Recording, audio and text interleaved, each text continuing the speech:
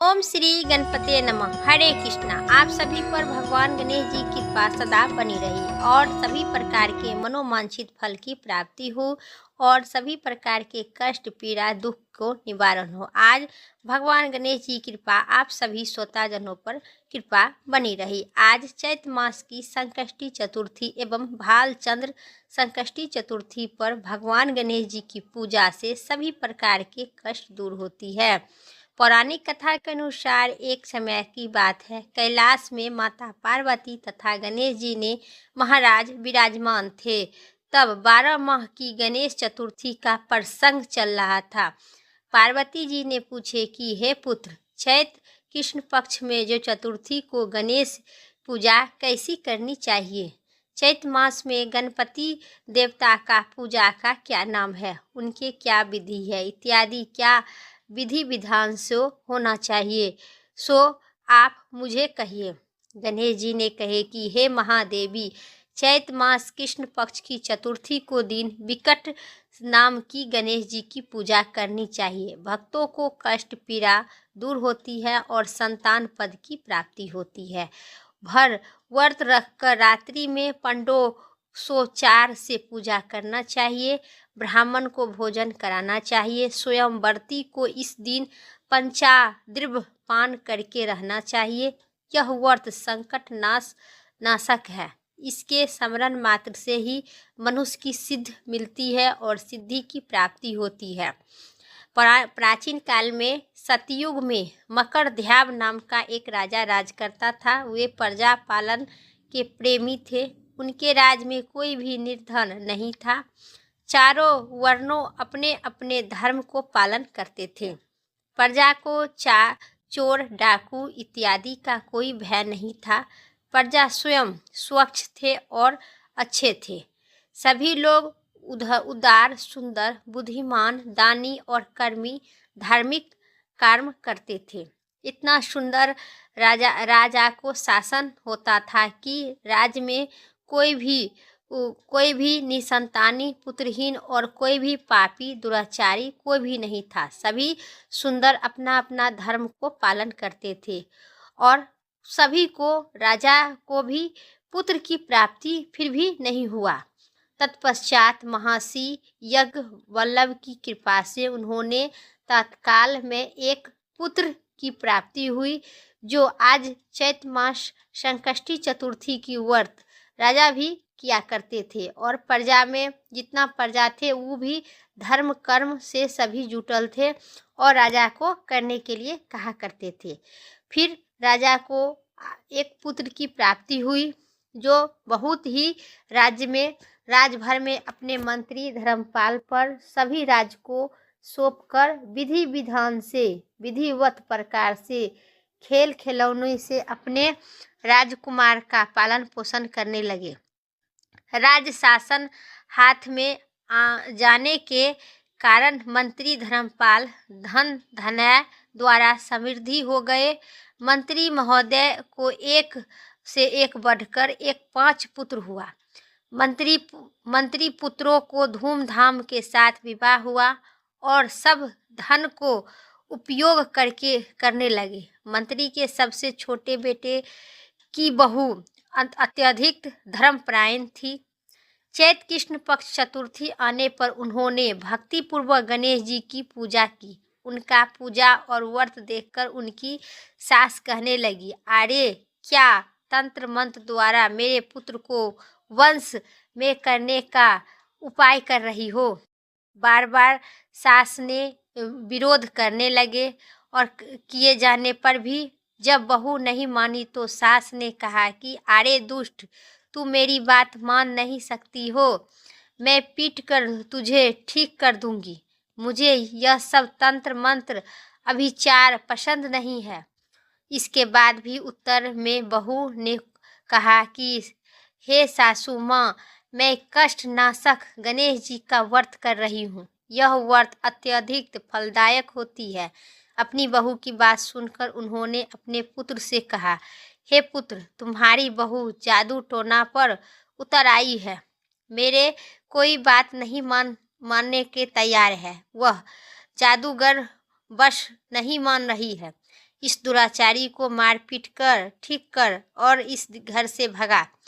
मैं गणेश जी को नहीं मानती हूँ। ये कौन है और इसका व्रत कैसी होते हैं?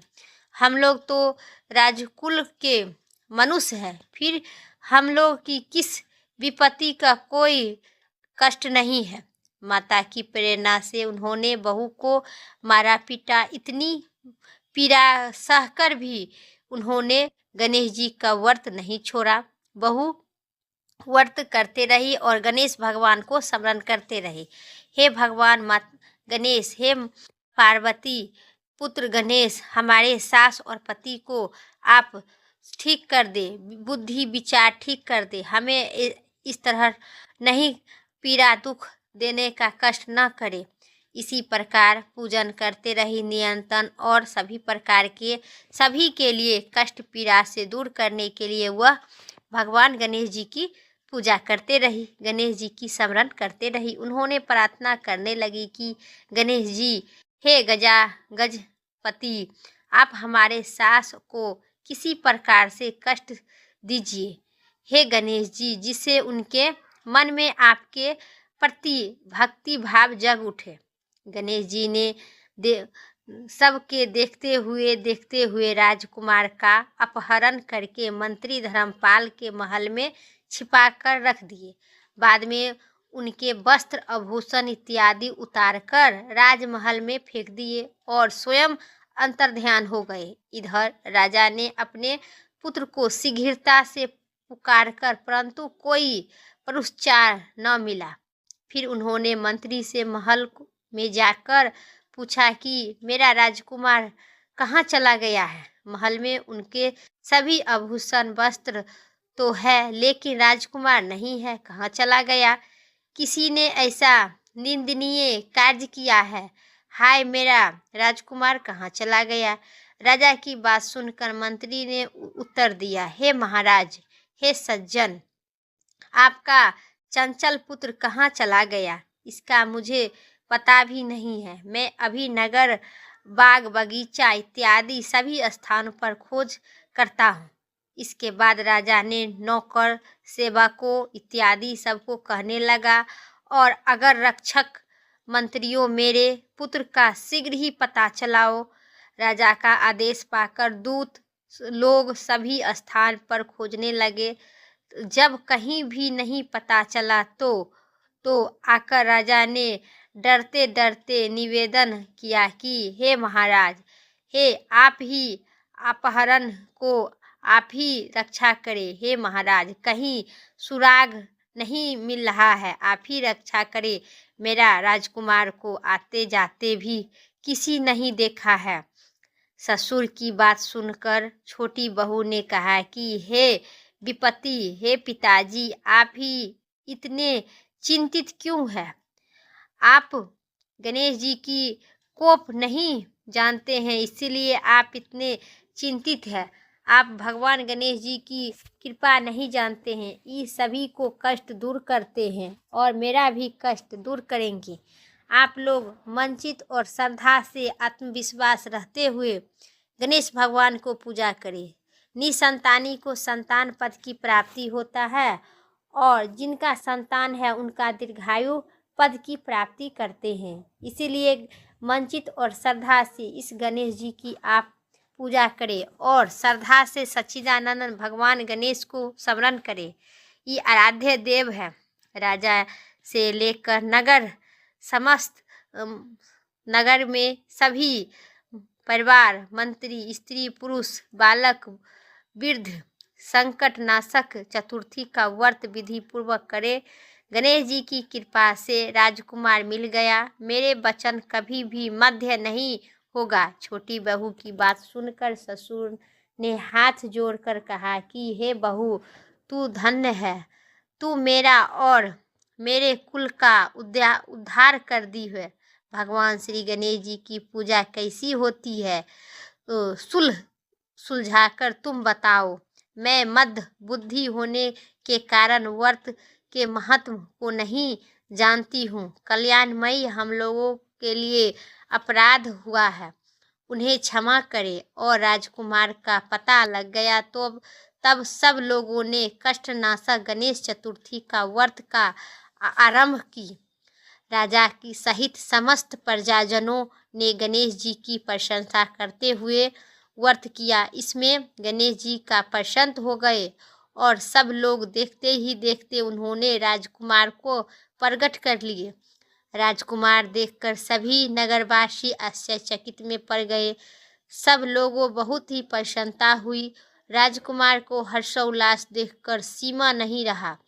राजकुमार कहते हैं कि गणेश जी धन्य है आप, और साथ ही साथ मंत्रियों को कल्याणकारी बहू की धन्य है, जिनकी कृपा से मेरा पुत्र यमराज के पास से आ गया है, लौट गया है। अतः सब लोग इस संतान नंददायक और संतान पद व्रत नियंत्रण विधि पूर्वक करते रहो।